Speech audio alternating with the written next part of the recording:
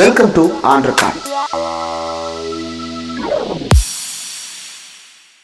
Welcome to on record. இன்றைக்கு நம்மோடு நேர்காணலுக்காக சிறப்பு விருந்தினராக திராவிட முன்னேற்ற கழகத்திலிருந்து செய்தி தொடர்பாளர் ராஜா தமிழ்மாறன் அவர்கள் இணைந்திருக்கிறார். அவரோடு பேசலாம். வணக்கம்.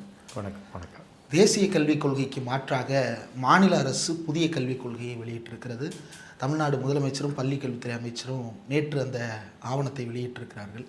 ஒரு நீண்ட ஆய்வு, அதற்கு பிறகு அரசு ஒரு கால அவகாசம் எடுத்துக்கொண்டு இப்போது இந்த கொள்கை ஆவணம் வெளியிடப்பட்டிருக்கிறது. இதனுடைய தேசிய கல்விக் கொள்கையை எதிர்ப்பது அப்படின்றது தான் இதனுடைய ஒரே நோக்கமாக. ஏன்னா இது வந்து காப்பி பேஸ்ட் பண்ணியிருக்கிறாங்க, தேசிய கல்விக் கொள்கைக்கு எதிர்க்கணுன்றதுக்காக வேணும்னே பண்ணுறாங்கன்ற மாதிரியான விமர்சனங்கள் தான் தொடர்ந்து வருது. இதை எப்படி பார்க்குறீங்க?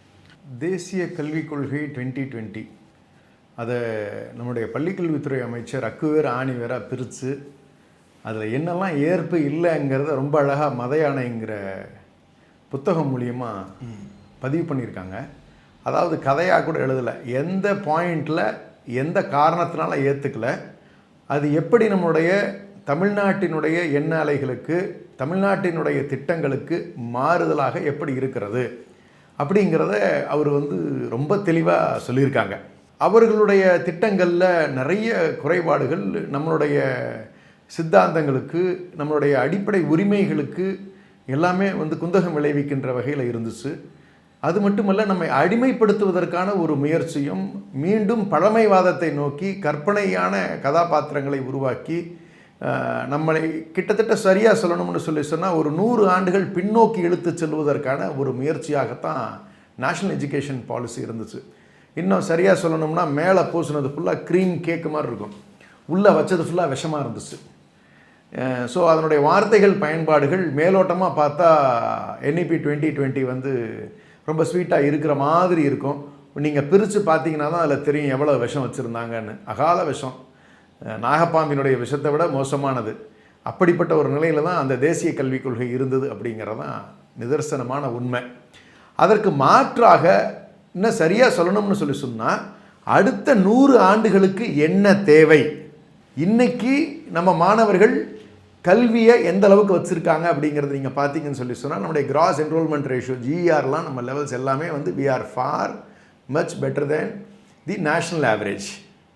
அவங்க என்ன இலக்குன்னு நினச்சிக்கிட்டு இருக்காங்களோ அதோட 2 மடங்கு நம்ம இருக்கோம். போஸ்ட் கிராஜுவேஷனுக்கு நம்மளுடைய ஸ்டூடெண்ட்ஸ் போகிறது மிக அதிகமாக இருந்துக்கிட்டு இருக்கு. இன்னும் பெருமையாக சொல்லணும்னு சொன்னால் இந்த ஆண்டு 910 மாணவர்கள் ப்ரீமியம் இன்ஸ்டிடியூஷன்ஸில் அரசு பள்ளியில் இருக்கக்கூடிய மாணவர்கள் சேர்ந்திருக்கிறார்கள் என்பது ஒரு கூடுதல் சிறப்பு. நேற்று அதனுடைய நிகழ்ச்சியை தான் நம்முடைய முதலமைச்சர் அவர்களுக்கு பாராட்டு தெரிவித்தார். ஆனால் பாஜக தரப்போ அல்லது RSS தரப்போ வைக்கிற விமர்சனம், தமிழ்நாடு வந்து மற்ற எல்லா மாநிலங்கள்லேருந்து விலகி இருக்கிறது, கவர்னர் கூட அன்எம்ப்ளாயபிளாக இருக்கிறாங்க, நல்ல கல்வி இல்லாதவங்களாக இருக்கிறாங்க, நல்ல வசதிகள் இல்லாதவங்களாக இருக்கிறாங்க அப்படின்னு அரசு பள்ளி அரசு கல்லூரிகளை வந்து தொடர்ந்து இந்த மாதிரி நம்ம விதமாக தனித்து இருக்கிறது போலவும் நம்ம விலகி இருப்பது போலவும் ஒரு விமர்சனத்தை உருவாக்குறாங்களே. நம்ம தனித்து தான் இருக்கோம், அதில் என்ன சந்தேகம் உங்களுக்கு? நாம் நம்ம உரிமைகளை நிலைநாட்டி ஒரு தொலைநோக்கு பார்வையோடு இருக்கிறது அவங்களுக்கு தனித்து இருக்கிற மாதிரி தான் இருக்கும். உண்மையுமே அதுதான். நம்ம மாடல் தான் the best model for the whole world. கிட்டத்தட்ட சொல்லணும்னு சொன்னால் 2 திட்டங்களை மட்டும் நான் சொல்கிறேன். காலை சிற்றுண்டி திட்டம் நம்முடைய முதலமைச்சர் அவர்கள் ஆரம்பிச்சாங்க. இன்றைக்கி கனடாவில் அந்த சிஸ்டம் ஃபாலோ பண்ணப்படுது, லண்டனில் அதை எடுத்திருக்காங்க. இது மாதிரி பல்வேறு நாடுகளில் இந்த திட்டத்தை எடுத்து அவங்க பயன்படுத்துகின்ற ஒரு நிலை வந்திருக்கு. நம்ம வரலாறில் சொல்லணும்னு சொன்னால் கிட்டத்தட்ட கீழடி ஒரு மிகப்பெரிய நாகரீகத்தினுடைய எச்சங்கள் விட்டு போயிருக்காங்க. அதெல்லாம் எடுத்து பார்க்கின்ற பொழுது உலகத்துக்கு பாடம் சொல்லுகின்ற அளவில் கிட்டத்தட்ட சொல்லணும்னு சொன்னால் ஒரு மாடல் சிவிலைசேஷனாக வந்து நம்ம இருந்திருக்கோம். அப்போ நம்ம தனித்து தானே இருக்க முடியும். அது நம்மளோட தனித்துவம் தானே. ஓகே, வைரமாக இருக்கிறத வைரம்னு சொல்கிறது ஒன்றும் தப்பு இல்லையே. அதை யார் சொல்கிறாங்கன்னு சொன்னால் இந்த ஆர்டிஃபிஷியல் டைமண்டான இந்த சாதாரண கண்ணாடியாலான சிலர் இதை பார்த்து பொறாமைப்படுவதற்கு தான் அவர்களுடைய வழக்கமாக இருந்துக்கிட்டு இருக்கு. அப்போ இதை எப்படி நசுக்கலாம், இதை எப்படி வந்து சிதைக்கலாம், இதை எப்படி தனக்கு கீழ் அடிமை சாசனப்படுத்தி இதை எப்படி கட்டுக்குள் கொண்டு வரலாம்ங்கிற நோக்கத்துக்கு அவர்கள் முயற்சி செய்கிறார்கள். அது எந்த காலத்திலும் இனி நடக்க போகுதுங்கிறது இல்லை. ஓகே, நம்மளுடைய தமிழ்நாட்டினுடைய மாநில கல்விக் கொள்கையை பற்றி நம்ம இந்த இடத்துல நான் சொல்ல விரும்புகிறேன். நான் உங்கள்கிட்ட சொன்னேன் 100 ஆண்டுகளுக்கு அடுத்து என்ன தேவையோ அதை நம்மளுடைய இந்த புதிய மாநில கல்விக் கொள்கையின் மூலமாக நம்முடைய முதலமைச்சர் அவர்கள் வெளியிட்டிருக்கிறார். மாணவர்களுடைய ஒட்டுமொத்த வளர்ச்சி, அதாவது வெறும் படிப்பு அறிவு வளர்ந்தால் மட்டும் பத்தாது, ஒரு முழு மனிதனாக மாறுவதற்காக உங்களுக்கு சட்டம் தெரிஞ்சிருக்கணும், சுற்றுச்சூழல் பற்றின அறிவு இருந்திருக்கணும், உங்களுடைய வேர்களை விடாமல் நீங்கள் கலை பண்பாடு நாகரீகம் இது எதையும் மாறாமல் நீங்களுடைய மண்ணினுடைய அடையாளம் மாறாமல் இருக்கணும். உலகத்துக்கு போகிறதுக்கு எந்த நாட்டுக்கு போவதற்கும் தயாரான மனநிலையில் இருக்கக்கூடிய அறிவியல் திறன் உங்களுக்கு வேணும். இது போன்ற பன்முகத்தன்மையான வளர்ச்சிகள் தேவைப்படுது. அந்த ஒட்டுமொத்த வளர்ச்சியை கொடுப்பதற்கான ஒரு முயற்சி தான் நம்மளுடைய மாநில கல்விக் கொள்கைங்கிறது உறுதியாக என்னால் சொல்ல முடியுது. ஏன்னா நேற்று ரிலீஸ் பண்ண பிறகு அவ்வளோ ஆர்வமாக இருந்துச்சு அதில் என்ன தான் இருக்குது அப்படிங்கிறத வாங்கி படிக்கணும்னு. இன்றைக்கி மதியம் வரைக்கும் முழுக்க லைன் பை லைன் ஒரு முறைக்கு 2 முறை படித்தப்ப எனக்கு அவ்வளோ ஒரு திருப்தி இருந்துச்சு. இந்த தமிழ்நாட்டுக்கு மட்டுமான இந்த மாநில கல்விக் கொள்கை எதை முன்வைக்குது? இன்னும் ஒரு படி நான் மேலே சொல்கிறேனே, நான் ஒரு நல்ல மனிதனை உருவாக்குவதற்கான முயற்சியை தான் நம்மளுடைய இந்த கொள்கை உருவாக்கி இருக்கிறது. இது நமக்கு மட்டும் பொருந்துவதல்ல. ஒரு உதாரணத்துக்கு நான் சொல்கிறேன். இது தமிழ்நாடு மாநில கல்விக் கொள்கை 2025. இதை இன்னும் சரியாக சொல்லணும்னா, மற்ற எந்த மாநிலமாக இருந்தாலும் கூட அவர்கள் வேண்டுமென்று விரும்பினால் இந்த தமிழ்நாடை மட்டும் எடுத்துட்டு அவருடைய மாநிலத்தின் பெயரை போட்டு இந்த மாநில கல்விக் கொள்கை என்பதை அவர்கள் ஏற்றுக்கொள்வதற்கான ஒரு பொதுவான மனநிலையில் தேவைப்படுகின்ற வகையில் உருவாக்கப்பட்டிருக்கிறது. யாரெல்லாம் ப்ராக்ரஸ் வேணும்னு நினைக்கிறாங்களோ, யாரெல்லாம் ஃபியூச்சர் ரெடினஸ் வேணும்னு நினைக்கிறாங்களோ அவர்கள் அந்தந்த மாநிலங்கள் இந்த திட்டத்தை அப்படியே எடுத்துக்கொள்ளலாம். அந்த அளவுக்கு ஒரு உயரிய நிலையில் தான் இதை அவங்க உருவாக்கியிருக்காங்க. அதை பிரேக்கப் நான் போனேன்னா உங்களுக்கு அந்த டீட்டெயில்ஸ் தெரியும். எனக்கு கிட்டத்தட்ட ஒரு 9 பார்ட்டாக நான் கிளாஸிஃபை பண்ணியிருக்கேன். இதில் இருக்கக்கூடிய அவங்க கொடுத்துருக்கிறது ஒரு 10 சாப்டராக கொடுத்துருக்காங்க. அதை 9 நான் ஷார்ட் லிஸ்ட் பண்ணிவிட்டு சர்டன் கிளாஸிஃபிகேஷன்ஸ்குள்ளே அதை நான் கொண்டு வந்திருக்கேன். நான் அதை ஒவ்வொன்றா ப்ரீஃப் பண்ணோன்னா, நம்முடைய முதலமைச்சர் அவர்கள் எப்படி ஒவ்வொரு திட்டத்தையும் தமிழ்நாட்டு மக்களுக்கு பார்த்து செய்து கொண்டிருக்கிறாரோ, அதே போல் மாணவர்களுடைய எதிர்காலம் எப்படி இருக்க வேண்டும், அவர்களுடைய உரிமைகள் பாதிக்கப்படாத வகையில் எப்படி இருக்க வேண்டும், இந்த மாணவர்கள் உலக தரத்திலான கல்வியை பெற வேண்டும், மொத்தத்தில் ஒரு நல்ல மனிதனாக வாழுவதற்கான அனைத்து தகுதிகளையும் பெற்றிருக்க வேண்டும் அப்படிங்கிற ஒரு உயரிய நோக்கத்தோடு செயல்படுத்துவதற்கான முயற்சிகள் எடுத்திருக்காங்கிறது தான் இதில் நமக்கு தெளிவாக தெரியுது. இதில் இன்னொரு பெரும் பங்களிப்பு என்னை பொறுத்தவரையில் தேசிய கல்விக் கொள்கையை முழுமையாக தெரிந்திருந்த காரணத்தினால்தான் நம்முடைய பள்ளிக்கல்வித்துறை அமைச்சர் அவர்களால் இப்படிப்பட்ட ஒரு உன்னதமான ஒரு சிறப்பான எல்லோருக்கும் ஏற்புடையதொரு நியாயமான மாநில கல்விக் கொள்கையை உருவாக்க முடிஞ்சிருக்குன்னு நான் நினைக்கிறேன். இதை கோத்ரூ பண்ணால் உங்களுக்கு அந்த டீட்டெயில் நம்ம இதில் என்னென்னலாம் முன் வச்சிருக்கிறோம், அது எப்படிலாம் அதிலிருந்து மாறுபடுது. நம்மளுடைய முதலமைச்சர் அவர்கள் நேற்று சொல்லும் பொழுது நம்ம அமைச்சர் அவர்கள் 2 பேருமே ஒரு விஷயத்தை தெளிவாக்குனாங்க. இருமொழிக் கொள்கையில் நாம் அதே நிலையைத்தான் தொடர்கிறோம். அண்ணா என்ன சொன்னாரோ அதை தான் நாம் பின்பற்றுகிறோம். அதற்கான காரணங்கள் அப்படியே தான் இருக்கின்றன. காரணம் என்ன, தாய்மொழி தமிழில் படித்தால்தான் அதனை உணர்வுபூர்வமாக உணர்வதற்கான ஒரு வாய்ப்பு. என்ன உணர்ச்சிகளை உங்களுடைய தாய்மொழியில் தான் நீங்கள் புரிந்து கொள்ள முடியும். அதனால் அந்த தாய்மொழிங்கிறத நம்ம மேண்டேட்டரி ஆக்கிடுறோம். அது நமக்கு தமிழாக இருக்கின்றதனால் நம்மளுடைய தமிழை நாம் தாய்மொழியாக ஏற்று முதல் மொழியாக நாம் வைத்திருக்கிறோம். இரண்டாவதாக உலக மொழியான ஆங்கிலத்தை எடுத்துக்கொள்ளுகிறோம். ஆங்கிலத்தை எடுத்துக்கொள்வதற்கான மிக முக்கியமான காரணம் என்னன்னு கேட்டிங்கன்னா, உலகத்தில் இருக்கக்கூடிய தொழில்நுட்பங்களை நீங்கள் தெரிந்து கொள்ள வேண்டும் என்று சொன்னால் ஆங்கிலத்தில் தான் நீங்கள் லேட்டஸ்ட் அப்டேட்டை தெரிஞ்சுக்க முடியும். மருத்துவத்தில் இருக்கக்கூடிய வார்த்தைகள் அத்தனையுமே ஆங்கிலத்தில் தான் இருக்கின்றன. நீங்கள் சட்டம் தெரிஞ்சுக்கணும்னு சொல்லி சொன்னாலும், வேர்ல்டு லா நீங்கள் போகணும்னு சொல்லி சொன்னாலுமே உங்களுக்கு கிரீக் லாட்டின் வேர்ட்ஸில் இருக்கக்கூடியவைகள் மொழிபெயர்க்கப்பட்டிருக்கிறது ஆங்கிலத்திலிருந்து தான் நான் பெற்றுக்கொள்ள முடியும். அப்போ உலக தரத்தில் நீங்கள் எந்த நாட்டுக்கு நீங்கள் போகணும்னாலுமே உங்களுக்கு ஆங்கிலம் தெரிந்திருந்தால் போதும், நீங்கள் உலகத்தில் இருக்கக்கூடிய மீதி எந்த நாட்டுக்கு வேண்டுமானாலும் நீங்கள் சென்று வரலாம். அப்போ ஆங்கிலம் நமக்கு மிகவும் அவசியமானது ஒன்றாகி விட்டது. அதை தான் அண்ணா சொன்னாங்க. பேரறிஞர் அண்ணா அவர்கள் நமக்கு வழிவகுத்த வகையில் இருமொழிக் கொள்கையை நாம் வலிமையாக வைத்திருந்ததற்கான காரணம் அதுதான். அதையே நம்ம திரும்ப கண்டினியூ பண்ணுறோங்கிறத சொல்லிட்டு, இதில் என்ன சிறப்பு அப்படின்னு இந்த முறை அப்படின்னு சொல்லி இந்த கல்வி திட்டத்தில் இந்த மாநில கல்விக் கொள்கையில் என்ன சிறப்பு கூடுதல் சேர்த்துருக்காங்கன்னு சொல்லி சொன்னால், 10ஆம் வகுப்பு வரை தமிழ் கட்டாயம் என்பதை உறுதியாக்கி இருக்கிறார்கள். அதற்கு அடுத்தபடியாக மற்ற மொழிகளை விருப்ப பாடமாக தேவை ஏற்படும் பொழுது மைனாரிட்டிஸ்கோ அல்லது அதர் லாங்குவேஜ் ரிலேட்டடாக வரக்கூடியவர்கள் விருப்ப பாடமாக ஏற்றுக்கொள்வது நமக்கு ஆட்சேபனை இல்லை. அது மட்டுமல்ல, ஹிந்தி பிரச்சார சபா இன்றைக்கி இங்கே இருந்துக்கிட்டு தான் இருக்குது. வேணுங்கிறவங்க பிராத்தமிக், மத்தியமாக, ராஷ்டிர பாஷான்னு அதுக்கு வேணுங்கிற கோர்சஸை வந்து படிச்சுக்கிறதுல நம்ம என்றைக்கும் தடை விதிக்கலை. அதற்கான வாய்ப்புகள் ஓப்பன் பிளாட்ஃபார்மில் அவைலபிள் இருந்துக்கிட்டு தான் இருக்குது. அதை வேணுங்கிறவங்க படிச்சுக்கலாம். ஆனால் ஸ்கூலில் இம்போஸ் பண்ண மாட்டோம், அது அவசியம் இல்லைங்களே. நம்ம எதுக்குங்க அங்கே நமக்கு அவசியமே ஏற்படலையே. நம்மளுடைய பார்வைகள் எல்லாமே நான் தான் சொல்கிறேனே, நீங்கள் அது இன்றைக்கி கற்றுக்கணும், மற்ற மொழிகள் கற்றுக்கணும்னா அப்போ இந்தியாவில் இருக்க மற்ற எல்லா மொழிகளையும் கற்றுக்க வேண்டிய அவசியம் வந்துச்சுன்னா உங்களுக்கு கூகுள் டிரான்ஸ்லேட்டர் ஒன்று போதுமே. ஆனால் ஆங்கிலம் ஒன்று நீங்கள் படிச்சிட்டிங்கன்னா உலகம் முழுக்க நீங்கள் எங்கே வேணாலும் பயணப்படலாம்ல. ஆனால் வடநாட்டவர்கள் இருக்கக்கூடிய பாரதிய ஜனதா கட்சி ஆர்எஸ்எஸ்க்கு என்னென்னா ஆங்கிலத்தை கற்றுத்தரக்கூடாது என்பது அவங்களுடைய நோக்கம். ஏன்னா ஆங்கிலத்தை கற்றுக்கிட்டாங்கன்னா வடநாட்டவர்கள் இருக்கக்கூடிய அந்த பிற்போக்கு சிந்தனைகள், சட்டம், உலக தரவுகள் அத்தனை அவங்களுக்கு வந்துருச்சுன்னு சொல்லி அந்த அவேர்னஸ் வந்துருச்சுன்னா அவனை ஃபாலோ பண்ண மாட்டான். அதனால் ஆங்கிலம் இல்லாமல் இருப்பது தான் அவர்களுக்கு நல்லது. அதை தான் அமித்ஷா அவர்கள் சொன்னாங்க. ஆங்கிலம் படித்தா கேவலம்னு நினைக்கிற காலம் வரும்னு சொல்லி வளரி மாட்டிக்கிட்டார். அது அப்படி அல்ல. அவர்களுக்கு கற்றுத்தர விருப்பம் இல்லை, நமக்கு ஹிந்தி கற்றுக்க வேண்டிய அவசியம் இல்லை. அதனால் ஆங்கிலத்தை நம்ம பிரதானப்படுத்துகிறோம். இந்த திட்டத்தில் நமக்கு என்ன கூடுதலாக நம்ம சிறப்பு அப்படின்னு சொல்லி சொன்னால், இந்த இருமொழி கொள்கையில் ஆங்கிலத்துக்கு நம்ம என்ன சொல்லியிருக்கோம்னு சொல்லி சொன்னால், நம்முடைய ஆசிரியர்களை நாம் பயிற்றுவிக்க இருக்கிறோம். இந்த 3ஆம் வகுப்பு, 5ஆம் வகுப்பு, 8ஆம் வகுப்பில் நம்ம ஸ்லாஷ் மூலிமா நம்ம வந்து பிளானிங் கமிஷனுடைய சர்வே பண்ணுறோம் இல்லையா. அதே மாதிரி நம்ம புதுசாக ஒரு ஸ்கீமை கொடுத்து ஆசிரியர்கள் ஆங்கிலத்தில் நல்ல புலமை பெற வேண்டும். ஏன்னா ஆசிரியர்கள் நல்ல புலமை இருந்தால் தானே மாணவர்களுக்கு அதை கடத்த முடியும். ஆமாம். அப்போ அவர்களுக்கான பயிற்றுமையை உருவாக்குகிறோம். அப்போ மாணவர்கள் உறுதியாக ஆங்கிலத்தில் நல்ல புலமை பெற வேண்டும் என்பதை உறுதிப்படுத்துகின்ற வகையில் இந்த பாடத்திட்டம், இந்த கொள்கை வகுக்கப்பட்டிருக்கிறது. இது நமக்கு இந்த பாடத்திட்டத்தில் இருக்கக்கூடிய, இந்த கல்விக் கொள்கையில் இருக்கக்கூடிய கூடுதல் சிறப்பு.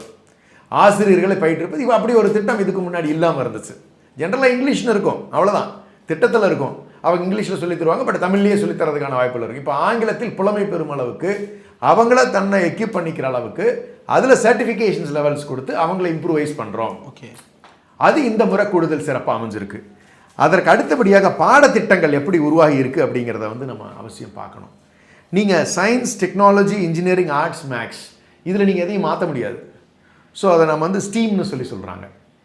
Science, technology, engineering, arts and maths. So இது சப்ஜெக்டில் இருக்கக்கூடியது அப்படியே தான் இருக்கும், அது எதுவும் மாற போகிறதுங்கிறது இல்லை. ஸோ அதை அப்படியே கண்டினியூ பண்ண போகிறோம். இதில் இந்தியன் நாலேஜ் சிஸ்டம்லாம் வராதா? அதெல்லாம் நமக்கு எதுக்குங்க? இந்தியன் நாலேஜ் சிஸ்டம்ங்கிறது நான் தான் சொல்கிறேன். அவங்க என்னென்ன பண்ணி வச்சுருக்காங்கன்னு நான் சொல்கிறேன். நான் இந்தியன் நாலேஜ் சிஸ்டம்னு சொல்லிட்டு அவங்க என்னத்தை கொண்டு வர போகிறாங்க? மகாபாரதம், ராமாயணத்தையும் சிந்து சரஸ்வதி நாகரிகம்னு சொல்லி சரஸ்வதி இல்லாத ஒன்று உருவாக்குறதுக்கும் இது மாதிரியான கட்டுக்கதைகளை உருவாக்குவதற்கான பிற்போக்குத்தனமான சிந்தனைகளை தானே இந்தியன் சிஸ்டம்னு சொல்கிறாங்க, வேதிக் சிஸ்டம்னு சொல்கிறாங்க. அதெல்லாம் நமக்கு அவசியப்படாது, தேவைப்படலை. அறிவியல் பூர்வமாக பகுத்தறிவோடு எது சாத்தியமாகிறதோ அதை மட்டும் ஏற்கின்றது நம்மளுடைய கல்வி திட்டமாகவே முழுக்க இருக்கிறது. அதை தான் நான் சொல்கிறேன். சயின்ஸை நம்ம மறுக்கலை, டெக்னாலஜியை நம்ம மறக்கலை, இன்ஜினியரிங்கை நம்ம மறுக்கலை, ஆர்ட்ஸை நம்ம மறக்கலை, மேக்ஸை நம்ம மறுக்கலை. அப்போ இது எல்லாமே வந்து அறிவியல் சம்பந்தப்பட்ட விஷயங்கள். உலகத்தரவுக்கு ஒரு மனிதனுக்கு தேவையான அடிப்படை அறிவுகளை உறுதிப்படுத்துகிறது. அதற்கு அடுத்தபடியாக நீங்கள் வந்து இந்த அறிவாற்றல் பெற்றால் மட்டும் பத்தாது, உடற்கல்வி மிகவும் அவசியங்கிறது இந்த முறை என்ஃபசைஸ் பண்ணியிருக்காங்க. அதற்காக வாரம் 2 பாட வேளைகள் உடற்பயிற்சியில் பாட வேளைகளாக கட்டாயப்படுத்தப்படுகிறது. Compulsory 2 classes. அதற்கு அடுத்தபடியாக சொல்லணும்னா பாரம்பரிய விளையாட்டுகளான சடுகுடு, சிலம்பம் போன்ற விளையாட்டுகள் கற்றுத்தரப்படும்ங்கிறத கரிக்குலம்குள்ளேயே கொண்டு வர்றதுக்கான இனிஷியேட்டிவ்ஸ் இந்த கொள்கையில் வகுக்கப்பட்டிருக்கு. இதெல்லாம் பள்ளி திட்டங்கள்லேயே வந்துடுது. இப்போ தனியாரில் போய் 15,000, 20,000 லட்சக்கணக்காக அவசியப்படாது. உள்ளூர் கூட்டமைப்போடு, பெற்றோர் ஆசிரியர் கழகத்தினுடைய துணையோடு அல்லது எஸ்எம்சியோட துணையோடு அதற்கான ஆசிரியர்களை நியமனம் செய்து அவர்கள் கற்றுக்கொள்வதற்கான பாடத்திட்டத்துக்குள்ளேயே கொண்டு வருவதற்கான பரிந்துரைகள் இதில் வைக்கப்பட்டுள்ளது. இது அங்கே லோக்கலில் இருக்கக்கூடிய அந்த சிலம்பமோ அல்லது பறை இசையோ அந்த கலைஞர்களுக்கும் இது ஒரு ஊக்குவிப்பார். ஆமாம், அது வந்து ஒரு பெரிய சப்போர்ட் தானே உங்களுக்கு. நீங்கள் வேர்களை விடாமல் இருப்பீங்கள்ல, ரொம்ப முக்கியம் வந்து அதுதானே. அடுத்த கட்டமாக நவீன விளையாட்டுகளையும் நாம் இதில் புகுத்தி இருக்கிறோம். வாலிபால், பேஸ்கெட் பால், நீங்கள் எந்த ஸ்போர்ட் வேணுனாலும், கிரிக்கெட், நீங்கள் இந்த மாதிரி எந்த ஸ்போர்ட் நீங்கள் ஆப்ஷனாக நீங்கள் எடுத்துக்கலாம். அது that also becomes a part of your curriculum. So இது வந்து உடற்பயிற்சியில் அது மட்டும் இல்லாமல் மாநில அளவிலான போட்டிகளை நம்முடைய ஸ்டேட் ஃபெடரேஷனோடு இணைந்து ஸ்போர்ட்ஸ் டெவலப்மெண்ட் அத்தாரிட்டியோட SDAT கலந்து நம்ம செய்வதற்கான பள்ளி போட்டிகள் நடத்துவதற்கான வழிவகை இதில் செய்யப்படுகிறது. அப்போ மாவட்ட அளவிலான போட்டிகள் இனி நடைபெறும். ஸோ உடற்பயிற்சிங்கிறது கிட்டத்தட்ட ஒவ்வொரு மனிதனுக்கும் அவசியமான ஒன்றாக மாற்றி விடுகிறோம். அது மட்டுமல்ல, மாணவர்கள் வயதுக்கு ஏற்ப விளையாட்டு உபகரணங்கள் வழங்குவதையும் நம்முடைய அரசு செய்யவிருக்கிறது. நீங்கள் சின்ன ஏஜ் வைஸ் நீங்கள் 3ஆம் வகுப்புக்கு என்ன ஒரு கல்வி, எந்த ஸ்போர்ட் அவனுக்கு பெட்டராக இருக்கும், அவனுக்கு 5ஆம் வகுப்புக்கு எந்த மாதிரியான ஸ்போர்ட் இருக்கும், அதுக்கான எக்யூப்மெண்ட்ஸ் அவன் என்ன விரும்புகிறானோ அவன் ஆஃப் பண்ணி அதை அரசு இலவசமாக வழங்குவதற்கு தன்னை தயார்படுத்தி கொண்டது. அப்போ உடற்கல்வியையும் முக்கியமானதாக மாற்றி இருக்கிறது. இதில் பெரும் பங்களிப்பு, சரியாக சொல்ல வேண்டும் என்று சொன்னால், நம்முடைய துணை முதலமைச்சர் அவர்களுடைய வழிகாட்டலில் இது ஏற்படுத்தப்பட்டிருக்கிறதுங்கிறது இந்த இடத்துல நான் பதிவு பண்ண விரும்புகிறேன். ஏன்னா அவர் தொடர்ந்து சொல்லிட்டு வர்றது, மன அளவில் கல்வி அறிவு பெற்றால் மட்டும் பத்தாது, உடலையும் நாம் பாதுகாக்க வேண்டும், தகுதியானதாக வைத்திருக்க வேண்டும்ங்கிறதுக்கு அவருடைய உறுதியான நிலைப்பாடு தான் இதை உறுதிப்படுத்தியிருக்கு நமக்கு. எப்படி கேபிட்டல் ஆஃப் ஸ்போர்ட்ஸ் வந்து இன்னைக்கு சென்னையாக மாறி நம்மளுடைய தமிழ்நாடு மாறி இருக்கோ, அதுபோல் நம்முடைய அரசு பள்ளி மாணவர்களும் இனி இன்டர்நேஷனல் காம்படிஷன்ஸில் விரைவில் எதிர்பார்க்கலாம். அடுத்தபடியாக இதுதான் கூடுதல் சிறப்பு, இதுவரை இல்லாதது, அரசியல் அமைப்பு கல்வி சொல்லித்தரப்படும். இதுவரை அப்படி ஒரு சிஸ்டம் இல்லை, ரெகுலர் பேட்டர்னில் இல்லை. அதில் அரசியல் அமைப்பின் முகவுரை, அடிப்படை உரிமைகள், வழிகாட்டு நெறிமுறைகள், அடிப்படை கடமைகள், சமூக நீதி, சம வாய்ப்பு, ஜனநாயக பங்கேற்பு, பொது சொத்து பாதுகாத்தல், போக்குவரத்து பாதுகாப்பு, தேசிய மாநில நலத்திட்டங்களை அறிந்து கொள்ளுதல். இதுவரை இப்படி ஒரு திட்டத்தை எந்த மாநில அரசும் தன்னுடைய பாடத்திட்டத்தில் கொண்டு வரவில்லை. அவர்களுக்கு தேவையான அடிப்படை சட்டங்களை இன்று சொல்லித் தருவதற்கு நம்முடைய அரசு தயாராகிவிட்டது. இது நேஷனல் எஜுகேஷன் பாலிசியில் கிடையவே கிடையாது. அப்போ இது போன்ற மாணவர்களை நெக்ஸ்ட் ஜென்னுக்கு தயார்படுத்தி பொறுப்புள்ளவர்களாக மாற்றுவதற்கான முயற்சியை இவங்க எடுத்திருக்காங்க. அங்கே நேஷனல் எஜுகேஷன் பாலிசியை அவங்க என்ன பிளான் பண்ணாங்கன்னா, மாணவர்களை 3வது பரிசை வச்சு 5வது பரிசை வச்சு அவனுக்கு ஒரு வேலைக்காரனாக மாற்றுவதற்கான முயற்சி தான் எடுத்துக்கிட்டாங்களே ஒழிய, எந்த ரூபத்திலையும் அவங்க இந்த மாதிரியான ஆக்கப்பூர்வமான வேலைகள் நேஷனல் எஜுகேஷன் பாலிசியில் இல்லவே இல்லை.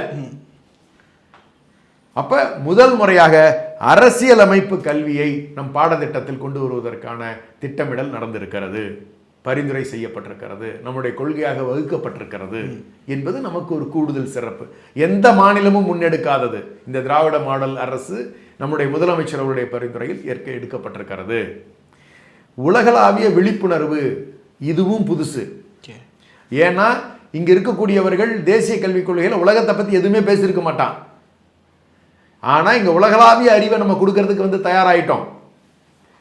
உலகளாவிய பிரச்சனைகள், பண்பாடு, சார்பு நிலை புரிந்து கொள்ளுதல் போன்ற பாடத்திட்டங்கள் இதில் இணைக்கப்படும். அது மட்டுமல்ல, இப்போ இருக்கக்கூடிய மாணவர்களை நம்மளுடைய பள்ளிக்கல்வித்துறை அமைச்சர் நீங்கள் கவனிச்சிருந்தீங்கன்னா உங்களுக்கு தெரியும், இந்த பல்வேறு போட்டிகள் நடத்தி அதில் ஜெயிக்கின்ற மாணவர்களை வெளிநாடுகளுக்கு டூர் கூட்டிகிட்டு போவாங்க. டூர் கூட்டிகிட்டு போயிட்டு அங்கே இருக்கிற யூனிவர்சிட்டிக்கு கூட்டிகிட்டு போவாங்க, அங்கே இருக்கிற பெரிய லைப்ரரி கூட்டிகிட்டு போவாங்க, சயின்ஸ் அண்ட் டெக்னாலஜி சென்டர் கூட்டிகிட்டு போவாங்க. அப்போ அது மாதிரி இடங்களுக்கு செல்லுகின்ற பொழுது அங்கே இருக்கக்கூடிய பெரும் கல்வி நிறுவனங்களோடு, அதாவது அட்வான்ஸ்டு நாலேஜ் இருக்கக்கூடிய, அட்வான்ஸ்டு டெக்னாலஜி இருக்கக்கூடிய பள்ளிகளோடு புரிந்துணர்வு போடுவதற்கான திட்டமிடல் ஏற்படுத்தப்பட்டிருக்கிறது. சர்வதேச கூட்டாண்மைகளின் புரிந்துணர்வு ஒப்பந்தங்கள் மூலம் மாணவர்கள் பரிமாற்றம் ஏற்படுத்துவதற்கான திட்டமிடல் நடந்திருக்கிறது. So the students can be on exchange program. இப்போ இல்லை, ஒரு பக்கம் இன்டர்நேஷ்னல் ரெக்கக்னிஷன் அல்லது இன்டர்நேஷ்னல் அவேர்னஸ் குறித்து அதிகம் இருக்குது. அப்போ லோக்கல் இஷ்யூவா அல்லது வந்து நம்ம ஊரை பற்றியோ நம்ம மாநிலத்தை பற்றிய புரிதல் இருக்கே, அது விட்டு வரேன். அடுத்த நான் ஒவ்வொன்றா வந்துடுறேன். நான் நீங்கள் நம்ம அடுத்தது கல்வி அறிவுன்னு எடுத்துக்கிட்டிங்கன்னா, இந்த மாணவர்களுக்கு ரொம்ப அவசியமானது என்ன தெரியுங்களா? நிதிசார் கல்வி அறிவு அறிமுகப்படுத்தப்படுகிறது. அப்படின்னா பொருளாதாரம், தொழில் முனைவோர் கல்வி, தனிநபர் நிதி, வணிகம், சேமிப்பு, வரவு செலவு திட்டமிடல், இணையவழி பண பரிமாற்றம், இது வந்து ரொம்ப ரொம்ப முக்கியம். ஒரு ஸ்டூடெண்ட்டுக்கு ஒரு பணம் எப்படி உருவாகுது, அந்த பணத்தை எப்படி கவனமாக கையாளணும், ஒரு லோன் ஃபெசிலிட்டி வாங்கினா அது எப்படி வந்து நம்ம திரும்ப கட்டணும், பர்சனல் அக்கௌண்ட்டுனா என்ன, சேவிங்ஸ் அக்கௌண்ட் அப்படின்னா என்ன, அப்போ ஒரு பேங்க்குக்கு கம்பல்சரி விசிட் ஃபிக்ஸ் பண்ணுறாங்க. ஒரு பேங்க்கில் போய் அந்த பேங்க் எப்படி ஃபங்க்ஷன் ஆகுது, பண பரிமாற்றங்கள் எப்படி நடக்குது ஆன்லைனில், இது எல்லாமே தெரிஞ்சுக்கிறதுக்கான வாய்ப்புகளை முதல் முறையாக ஒரு தொழில் முனைவோர்னா முதலீடுனா என்ன, கடன்னா என்ன, வட்டினா என்ன, அது எப்படி வளருது அப்படிங்கிறதுக்கான வரவு செலவு கணக்கு எப்படி பார்க்கறது அப்படிங்கிறது முதற்கொண்டு நிதிசார் கல்வி அறிவை மாணவர்களுக்கு வழங்குகின்ற பணியை நம்மளுடைய மாநில கல்விக் கொள்கையில் திட்டமிடப்பட்டிருக்கிறது. இது வேறு எந்த மாநிலத்திலும் இல்லாத ஒரு திட்டம். அப்போ எல்லாமே நீங்கள் பார்த்துக்கோங்க. இன்டர்நேஷ்னல் ஸ்டாண்டர்ட்ஸ்க்கு போகிறோம், நம்ம ஹெல்த்துக்கு அவ்வளோ இம்பார்ட்டன்ஸ் கொடுக்குறோம், ஃபிசிக்கல் எஜுகேஷனுக்கு எல்லாமே பார்த்தீங்கன்னு சொல்லி சொன்னால் ஃபியூச்சரிஸ்டிக் தாட், அடுத்த தலைமுறை எப்படி இருக்கணும், எஃபெக்டிவாக என்னென்ன நாலேஜஸ் இருக்கணும், அரசியல் அமைப்புனா என்னென்னு புரிஞ்சுக்கணும். இந்த மாதிரி தாட் வந்து நம்ம முதலமைச்சருக்கு தவிர வேறு யாருக்கும், நம்மளுடைய கல்வி அமைச்சர், நம்மளுடைய துணை முதலமைச்சர், இந்த திராவிட மாடல் லீடர்ஸ்க்கு தான் இந்த தாட் இருக்கும். ஏன்னா இவங்களோட டிசைன் எல்லாமே எப்போ என்ன இருக்கும்னா, அடுத்த 100 வருஷத்துக்கு என்ன தேவையோ அதை திட்டமிட்டு கொடுத்துக்கிட்டே வர்றதான் இவங்களுடைய வழக்கமாக இருந்துகிட்டு இருக்கு. அதில் தான் இது பாசிபிள் ஆகுது. அப்போ நிதிசார் கல்வி அறிவை நம்ம கொடுக்குறோம். சுகாதார கல்வியும் சுற்றுச்சூழல் கல்வியும் முக்கியமாக்கப்படுகிறது. பசுமை பள்ளி திட்டம் உருவாக்குறோம். அதில் மழைநீர் சேகரித்தல், சூரிய சக்தி பயன்பாடு, நீர் மறுசுழற்சி, நிழல்களுக்கு மரம் வளர்த்தல், செடிகள், உணவுக்கு கீரைகள் வளர்த்தல், கழிவு மேலாண்மை முதற்கொண்டு அந்த பள்ளி வளாகத்திற்குள்ளேயே சொல்லித்தரப்படவிருக்கிறது.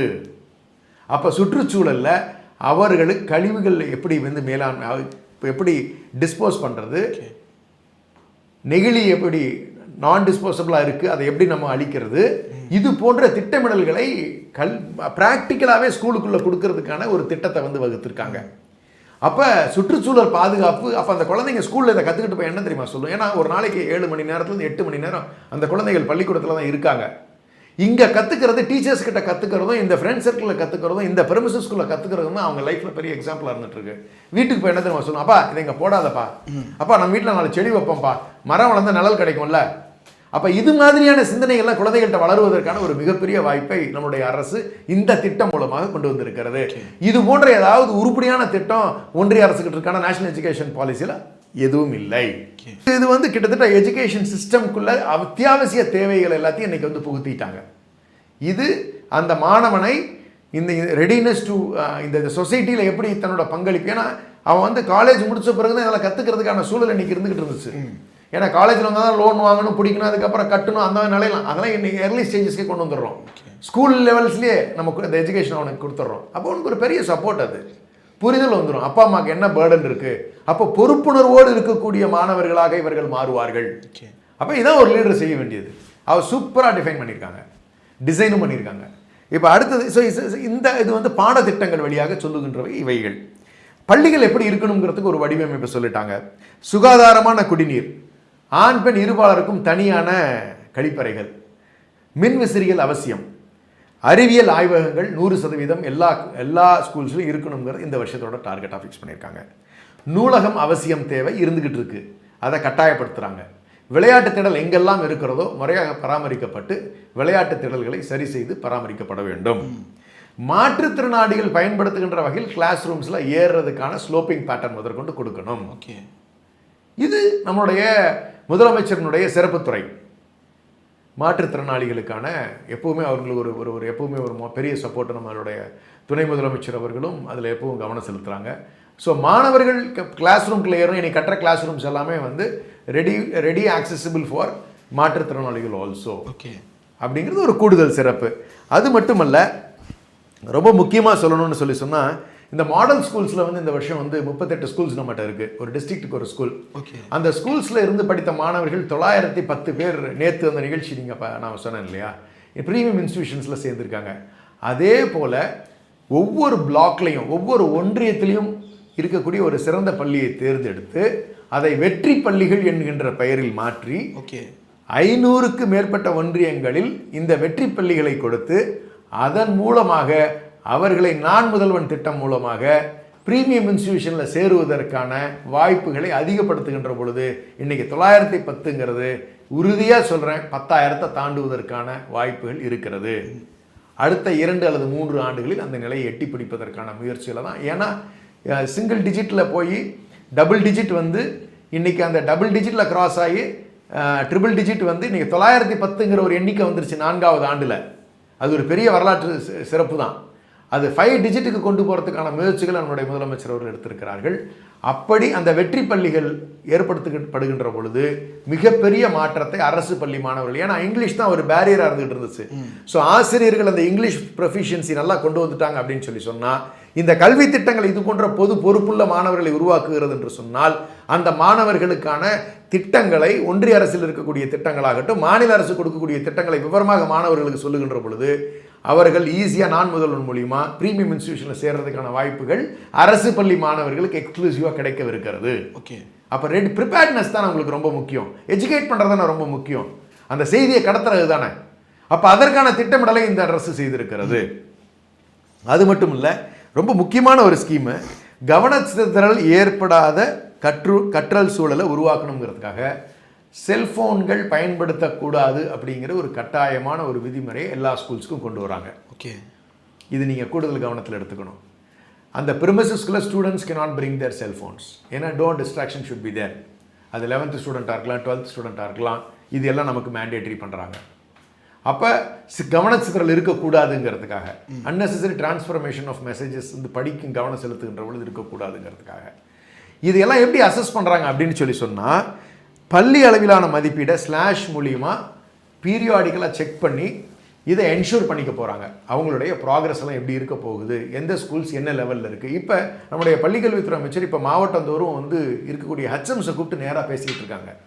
அது உங்களுக்கு தகவல் வந்துச்சான்னு எனக்கு தெரியலை. ஒவ்வொரு மாவட்டத்தில் இருக்க ஒரு அமைச்சர் பள்ளி தலைமை ஆசிரியரை சந்திக்கிறதுன்றது அவ்வளோ புதுமையான விஷயமா? இல்லை, அவருக்கு அந்த ஸ்லாஷ் ரிப்போர்ட் வந்துச்சு இல்லையா, அந்த ஸ்லாஷ் ரிப்போர்ட்டில் எந்த பிளாக்ல ஏன்னா 10 லட்சம் சாம்பிள் எடுத்தாங்க இல்லையா, அந்த 10 லட்சம் சாம்பிள்ஸில் ஒவ்வொரு பிளாக்ல இருக்கக்கூடிய ஒவ்வொரு ஸ்கூலினுடைய இண்டிவிஜுவல் ரிப்போர்ட் வந்துருச்சு அவர் கைக்கு. அது 3ஆம் வகுப்பு மாணவன் என்ன நிலையில் இருக்கிறான், 5ஆம் வகுப்பு மாணவன் என்ன நிலையில் இருக்கிறான், 8ஆம் வகுப்பு மாணவன் என்ன நிலையில் இருக்கிறான் அப்படிங்கிறது தெளிவாக வந்துருச்சு. அது ஒரு பெரிய ப்ராசஸ் பண்ணாங்க, 6 months ப்ராசஸ் பண்ணாங்க. கற்றல் அவுட்புட்டை வச்சு அதை வந்து ஸ்டடி பண்ணாங்க. அதில் எடுத்து பார்த்த பொழுது we were far ahead of the national average. But ஆனால் அதே சமயத்தில் அமைச்சர் என்ன நினைக்கிறாங்கன்னா, அது பத்தாது, நம்ம பெஸ்ட்டாக இருக்கணும். அப்படிங்கும்போது அந்த ஆசிரியர்களை சந்தித்து அவர்களை மோட்டிவேட் பண்ணுகின்ற வகையில் அவர்களுக்கு உங்களுக்கு என்ன சிரமம் இருக்குது, இன்னும் ப்ராக்ரஸ் பண்ணுறதில்ல, இன்னும் பெட்டர் ரிசல்ட்ஸ் நம்ம வந்து கொடுக்க முடியும்ல. ஓகே, அதனால தான் இன்றைக்கி 4 லட்சம் பேர் இந்த நம்மளுடைய அரசு பள்ளிகளில் சேர்ந்துருக்காங்க. ஹையஸ்ட் எனக்கு தெரிஞ்சு இந்த ரீசன்ட் பாஸ்ட் 4 லட்சம் மாணவர்கள் அரசு பள்ளியின் மீது நம்பிக்கை கொண்டு சேர்ந்திருக்கிறார்கள் சொன்னால் அது அமைச்சர் எடுத்திருக்கக்கூடிய இந்த நடவடிக்கைகள் தான் மிகப்பெரிய காரணமாக இருந்திருக்கு.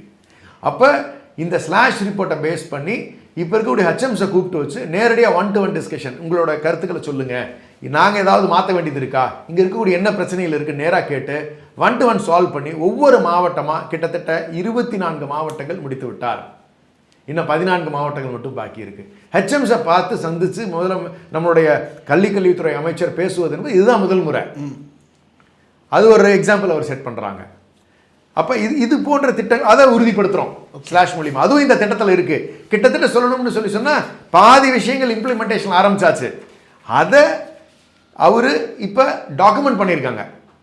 கிட்டத்தட்ட சரியாக சொல்லணும்னா இது வந்து தாய் டாக்குமெண்ட்டாக நிற்கும், தாய் ஆவணமாக நிற்கும். இன் ஃபியூச்சர் நம்முடைய பள்ளிக்கல்வி திட்டத்தை யார் எதை செய்யணும்னு நினைச்சாலும் இது சார்ந்து தான் இந்த செல்ல முடியுமே ஒழிய, இது சார்ந்து தான் திட்டங்கள் வகுக்க முடியுமே ஒழிய, இதை விட்டு டீவியேட் பண்ணுறதுக்கான வழிகள் இல்லை. அடுத்தபடியாக நம்ம வந்து கல்வி பயிற்றுவிக்கும் முறைகளில் ஒரு மாணவன் சீக்கிரம் ஒரு சப்ஜெக்டை புரிஞ்சுக்குவான் சொல்லித்தருகின்ற பொழுது, ஒரு மாணவன் கொஞ்சம் புரிதல் லேட் ஆகும். அதில் தான் வந்து பார்த்தீங்கன்னு சொன்னால் ஃபெயில் ஆகுறதெல்லாம் அதில் தான் வந்து வரும். அந்த மாணவன் வந்து ஒரு குறிப்பிட்ட ஏஜ் அவனுக்கு, அதாவது என்ன சொல்கிறது, வயது கூட கூட அவனுடைய மூளை வளர்ச்சியும் சமுதாய பங்களிப்பும் இயற்கை சார், அதாவது வாழ்வியல் முறைகளில் கற்றுக்கொள்ளுகின்ற விஷயங்களும் அவனை திறமையானவனாக காலப்போக்கில் அது மாற்றிவிடும். அந்த ஒரு குறிப்பிட்ட காலகட்டத்தில் அவன் படிப்பில் கவனம் செலுத்தாததனால், கற்றல் திறன் குறைந்த காரணத்தினால், லேட்டாக கற்றுக்கிற ஹேபிட்ஸ் இருக்கிறதுனால அவனை பனிஷ் பண்ணக்கூடாதுங்கிறத நம்ம அரசினுடைய நோக்கம். தண்டனைக்குள்ளாக்கக்கூடாது. ஒரு ஃபெயில் பண்ணுறதுங்கிறது ஒரு தண்டனை கொடுக்குற மாதிரி, ஒரு வருஷம் திரும்ப போய் படிங்கிறது. அதை விட நீங்கள் என்ன பண்ணலான்னா, அது மாதிரி குழந்தைகளை தேர்ந்தெடுத்து அவர்களுக்கு கூடுதல் கவனம் செலுத்தணும். ஏன்னா அவ்வளோ பெரிய சிஸ்டம் நம்ம வச்சுருக்கோம். அப்போ அந்த ஸ்டூடெண்ட்ஸுக்கு கற்றல் குறைபாடு இருக்குன்னு சொல்லி சொன்னால், ஏன் அந்த குறைபாடு இருக்குது, அவங்களை எஜுகேட் பண்ணணும், எக்ஸ்ட்ரா கிளாஸ் அவங்களுக்கு கொஞ்சம் சஜஸ்ட் பண்ணணும். பாஸ் பண்ணுற அளவுக்கு கொண்டு வரது கூட முடியாது ஒரு ஆசிரியர்களால். இல்லை, இது நான் என்னுடைய பள்ளிக்கூடத்திலே நேரில் பார்த்துருக்கேன். முன்பு வந்து அந்த கலைஞர் வந்து 8ஆம் வகுப்பு வரைக்கும் ஆல் பாஸ்ன்னு முதல்ல கொண்டு வர்றதுக்கு முன்னாடி 6ஆம் வகுப்பு படிக்கும்போது எனக்கு முன்னாடி அந்த பையன் 3 வருஷம் படித்து 4ஆவது வருஷம் 6ஆம் வகுப்பு என் கூடயே படித்தார். ஆனால் நான் 9ஆம் வகுப்பு நகரும்போது என் கூட சேர்ந்து பசங்க சுமாராக படித்த பசங்களும் சரி, நல்லா படித்த பசங்களும் சரி, எல்லாருமே பாஸ் ஆகி வந்தோம். அப்படி பாஸ் ஆகி வந்த பசங்க இன்னைக்கு ரொம்ப நல்ல இடத்துல இருக்காங்க. ரொம்ப முக்கியமான நபர்கள். என்னோட பேட்ச்லேயே 10th வந்து ரொம்ப சுமாராக படிச்சிருப்பான். 12th சூப்பர் மார்க் வாங்கி செம இன்ஜினியரிங் காலேஜில் போய் சேர்ந்துட்டான், அண்ணா யூனிவர்சிட்டியில் சேர்ந்துட்டான். நாம் வந்து பார்த்தீங்கன்னா வந்து என்ன செல்ஃப் ஃபைனான்சிங் காலேஜில் போய் சேர்றோம். நாம் 10th சூப்பர் மார்க்னு நினச்சிக்கிட்டு இருந்தோம். ஆனால் அந்த 10th அந்த பையன், ஆனால் அந்த ஒரு வைராகியம் அவனுக்கு ஏற்பட்டுச்சு. அந்த 11th 12th அவன் பிடிச்சான் பார்த்தீங்களா. அப்போ நீங்கள் அந்த 10வது மார்க்கை வச்சு நீங்கள் முடிவு பண்ணிடக்கூடாது இல்லை, அவன் வீக்கெண்டு அந்த டிஃபரன்ஸ் வராது, சயின்ஸ் வராது. எக்ஸாக்டா, நீ பிளம்பிங் கற்றுக்க, ஏன்னா அவன் குடும்ப சூழ்நிலைகள் என்னங்கிறது நமக்கு தெரியாது. அதனால் நிறைய விஷயங்கள் இன்ஃப்ளூயன்சிங் ஃபேக்டர்ஸ் இருக்க தான் செய்யுது. ஸோ அதனால் அப்படி நிர்ணயம் பண்ணக்கூடாதுங்கிறதுனால தான் அந்த 8வது வரைக்கும் வந்து நாம் மதிப்பீடுகளை மார்க் பேட்டர்னுக்குள்ளே நம்ம போக போகிறது இல்லை. அதுவும் கூடுதல் தகவலாக நான் உங்களுக்கு சொல்கிறேன். நான் கிரேடிங் பேட்டர்னுக்கு தான் நம்ம ஸ்விட்ச் ஓவர் ஆகிறோம். அப்போ A+, இது மாதிரியான ஒரு திட்டமிடல் நமக்கு கொண்டு வந்துடுறோம். அப்போ மாணவரோட டெஸ்பாரிட்டி வராது. அதாவது இவன் உயர்ந்தவன், இவன் படிப்பில் சிறந்தவன், நான் படிப்பில் குறைந்தவன், அந்த எண்ணம் வேண்டாம். ஒவ்வொருத்தருக்கும் ஒவ்வொரு திறமை இருக்கும். அதுக்கு தான் கலை பண்பாடு நிகழ்ச்சிகள் எல்லாம் இன்னைக்கு அமைச்சு நடத்துகிறாங்க. யாருக்கிட்ட என்ன டேலண்ட் இருக்குன்னு ஐடென்டிஃபை பண்ணுங்க. படிப்பு ஒன்று தான் அளவுகோல் அல்ல. ஸ்போர்ட்ஸில் ஒருத்தன் சூப்பராக இருப்பான், ஒருத்தன் ஆர்ட் வரைகிறதுல சூப்பராக இருப்பான். அது மாதிரியான பாடத்திட்டங்கள் நமக்கு சொல்லித்தரதை எப்படி கிட்டத்தட்ட வகுக்கிறாங்க அப்படின்னு சொன்னால், கல்விசார் பங்காளர்களை இந்த மாதிரியான ஒரு அதாவது பின்தங்கிய மற்றும் மெல்ல கற்போருக்கானவர்களை ஐடென்டிஃபை பண்ணி நம்ம சோஷியல் வெல்ஃபேர் டிபார்ட்மெண்ட்டும் ஹெல்த் கேர் டிபார்ட்மெண்ட்டையும் சப்போர்ட்டுக்கு எடுத்து அவங்கள இம்ப்ரூவைஸ் பண்ணுறதுக்கான திட்டங்களை நம்ம இதுக்குள்ளே கொண்டு வந்திருக்காங்க. இது ஃபர்ஸ்ட் டைம் அவங்களுடைய பங்களிப்புகளை உள்ள வச்சு நம்ம கொண்டு வர்றதுங்கிறது. 3ஆம் வகுப்பிற்குள் அனைவருக்கும் எழுத்தறிவும் எண்ணறிவும் அடைதல் இலக்காக வச்சுருக்காங்க. எக்ஸாம் கிடையாது. ஓகே. ஆனால் அந்த டீச்சர்ஸ்க்கான ரெஸ்பான்சிபிலிட்டி என்னென்னா, அந்த எழுத்தறிவும் எண்ணறிவும் நம்பர்ஸை கிளியராக சொல்ல தெரியணும், வேர்ட்ஸை கிளியராக சொல்ல தெரியணும். அதை உறுதிப்படுத்தணும் 3ஆம் வகுப்புக்குள்ளார. அதை ஒரு இலக்காக நிர்ணயம் பண்ணிக்கிறோம். அது கம்மியாக இருந்தால் ஒன்றும் தப்பு இல்லை. பட் ஆனால் அதுக்காக யூ கேனாட் ஃபெயில் ஹிம். அடுத்தபடி என்ன சொல்லணும்னு சொன்னால், அனைத்து பாடங்களும் அடிப்படை திறன்களை உறுதிப்படுத்தி கொள்ள வேண்டும். அடிப்படை திறன்னா அந்த பேசிக்ஸ் தெரிஞ்சிருக்கணும். அவனுக்கு நியூட்டன்ஸ் லானா என்னன்னு தெரிஞ்சிருக்கணும். ஃபிசிக்ஸ்ன்னு சொல்லி நம்ம எடுத்தோம்னா நம்ம வந்து ஒவ்வொரு அந்த சப்ஜெக்டில் இருக்கக்கூடிய அந்த பேசிக்ஸ் ரொம்ப ஃபண்டமெண்டல்ஸ் இருக்குது பார்த்தீங்களா. பைத்தாகரஸ் தியரம்னா என்னன்னு தெரிஞ்சிருக்கணும் அவனுக்கு. அந்த பேசிக்ஸ் அவனுக்கு தெரிஞ்சிருக்கணும் மேக்ஸில். அது மாதிரியான அந்த ஃபண்டமெண்டல்ஸை உறுதிப்படுத்திக்கிற வேலையை வந்து நம்ம செய்யணுங்கிறத உறுதிப்படுத்துகிறோம். இது எல்லாமே மதிப்பீடு முறைகளுக்காக தான் இருக்குமே ஒழிய மார்க் பேசிஸில் வராது. ஓகே. ஸோ அவனுக்கு still he has an opportunity to prove himself. அப்போ மதிப்பீடு முறைகள் இது மாதிரி மாற்றி அமைக்கப்பட்டிருக்கிறதுங்கிறது கூடுதலான ஒரு தகவல். அதே மாதிரி நம்மளுடைய 4 முதல்வன் மூலமாக 8ஆம் வகுப்புலேருந்தே உயர்கல்விக்கும் தொழிற்கல்விக்கும் வழிகாட்டல் நம்ம கொடுத்துட்றோம். ஒருவேளை அவனுக்கு வந்து உயர்கல்வியில் எது சேரணும்னு தோணுதுன்னா, ஏன்னா அவன் 11th 12thலேயே வந்து பிரான்ச்சை டிசைட் பண்ணோம். ஆமாம். சயின்ஸ் நாலேஜ் இருக்கிறவன் வந்து அவனுக்கு வந்து சயின்ஸுக்கு எடுத்திருந்தால் தான் வந்து மெடிசனுக்குள்ளே போக முடியும். லாவில் இன்ட்ரெஸ்ட் இருக்கக்கூடிய பையன் வந்து ஆர்ட்ஸ் அண்ட் சயின்ஸ் எடுத்து அவன் லாக்குள்ளே போய்க்கலாம். அவன் வந்து இது கம்ப்யூட்டர் சயின்ஸ் எடுக்க தேவையில்ல, அது நெசசிட்டி கிடையாது. இது மாதிரியான கிளாசிஃபிகேஷன்ஸ்க்கு அவனுக்கு தேவைங்கிறதுக்காக, இல்லை எனக்கு தொழிற்கல்வி தான் தேவைப்படுதுன்னா 11th அவன் ஐடிஐக்கு போயிடலாம், டிப்ளமோ கோர்ஸிங்க்கு. ஸோ 10th வரைக்கும் நமக்கு இருக்கிற பெரிய டிஃப்ரென்ஸ் என்னென்னா, தொழிற்கல்விகளை நாம் கற்றுத்தருவதில்லை. ஏன்னா இது போன்ற அடிப்படை அறிவுகளை, இந்த சமுதாயத்தில் வாழ்வதற்கான அறிவுகளை புகுத்துகின்ற வகையில் மட்டும் மாணவர்கள் வளர வேண்டும். அவனோட அட்மினிஸ்ட்ரேட்டிவ் ஸ்கில் அப்போ தான் பெட்டராக இருக்கும். அதுக்குள்ளே ஒரு வேலை. ஆனால் நேஷனல் எஜுகேஷன் பாலிசியில் 5ஆம் வகுப்புல ஏதேனும் ஒரு கைத்தொழிலை கற்றுக்கொள்ள வேண்டும். ஃபெயில் ஆகிட்டாங்கன்னா அந்த கைத்தொழிலை அவங்க பெருஸ் பண்ணிக்கலாம். அவங்களுடைய அப்பா செய்கின்ற தொழிலில், அவங்க குடும்பத்தில் செய்கின்ற தொழில்களுக்கு அவர்கள் செய்வது சைல்டு லேபர் ஆக்ட்லேயே வராது. அப்போ அந்த கல்வி திட்டத்தை உருவாக்கும் போதே வெம்போரா ஃபெயில் ஆயிடுவான்ற மனநிலையிலே உருவாக்கி ஃபெயில் ஆக்குவதற்கான மனநிலையிலேயே. ஓகே. ஆனால் நாம் என்ன சொல்கிறோம், 8வது வரைக்கும் நீ கம்பல்சரி பாஸ் தான் தங்கம். பேசிக்ஸ் ஃபண்டமெண்டல்ஸை ஸ்ட்ரீம்லைன் பண்ணிக்க. உனக்கு கற்றல் திறன் ஸ்லோவாக இருந்தால் கூட பரவாயில்ல, நீ அதுக்கு மேலே படித்து நீ மேலுக்கு வந்துக்குவேன். 10வதுக்கு பிறகு நான் இல்லைண்ணா எனக்கு அதெல்லாம் சரி வராதுன்னு நான் ஏதாவது ஒரு தொழில் கற்றுக்கிறேன்னா தாராளமாக போ. 10வதுக்கு போது 15 வயசு 16 வயசு ஓரளவு உனக்கு மெச்சூரிட்டி வந்திருக்கும். இல்லைண்ணா நான் படித்து நான் ஐஏஎஸ் தான் ஆகணும் நான் முடிவு பண்ணிட்டேனே அப்படின்னா தங்க இந்தாண்ட வந்து 4 முதல்வா ஒரு யூஜி கோர்ஸை முடி ஐஏஎஸ்க்கு படித்தங்கம். சம வாய்ப்பு வழங்கப்படுகிறது. இதுதான் ரொம்ப ரொம்ப முக்கியம். டிஸ்பாரிட்டி இல்லாமல், அவர்களுடைய ஏற்றத்தாழ்வுகள் வைக்காமல் எல்லோருக்கும் சம வாய்ப்பை வழங்குகின்ற வகையில் தான் பாடத்திட்டங்களுடைய மதிப்பீடு முறைகளை நம்ம நிர்ணயம் பண்ணியிருக்கோம். இது இந்த மாநில கல்விக் கொள்கையில் அமல்படுத்தப்பட்டிருக்கக்கூடிய சிறப்பு. இதில் ஒரு சிறப்பான ஒரு திட்டத்தை நீங்கள் பார்த்துங்க. பேரிடர்களை சந்திக்க தயார் நிலையில் இருத்தல்ங்கிற ஒரு திட்டத்தை கொடுத்துருக்காங்க. அதாவது புயல், கடுமையான வெள்ளம் அல்லது தீ, இதுதான் இயற்கை பேரிடர்களில் இருக்கக்கூடிய பெரும் சேதங்களை விளைவிக்கக்கூடியது. அல்லது நிலச்சரிவுகள், இது போன்றது மலை பிரதேசங்களாக இருந்தால் நிலச்சரிவுகளாக இருக்கும்.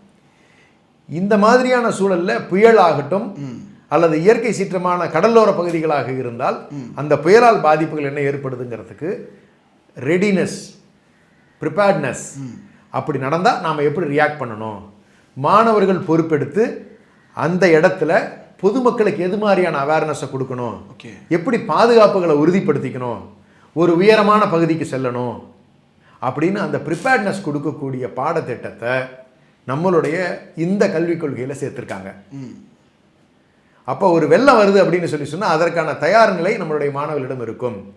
பள்ளி வளாகத்திற்குள் ஏதாவது தீ ஏற்பட்டது அப்படின்னு சொன்னால் உடனே அந்த குழந்தை சொல்லும், அப்பா உடனே அதுக்கு ப்ரிப்பேர்ட்னஸ் கிளாஸஸ் நடக்கும். நீ இது வந்து ஃபாரின் கண்ட்ரீஸில் தான் மேக்ஸிமம் இருக்கும் பார்த்தீங்கன்னா.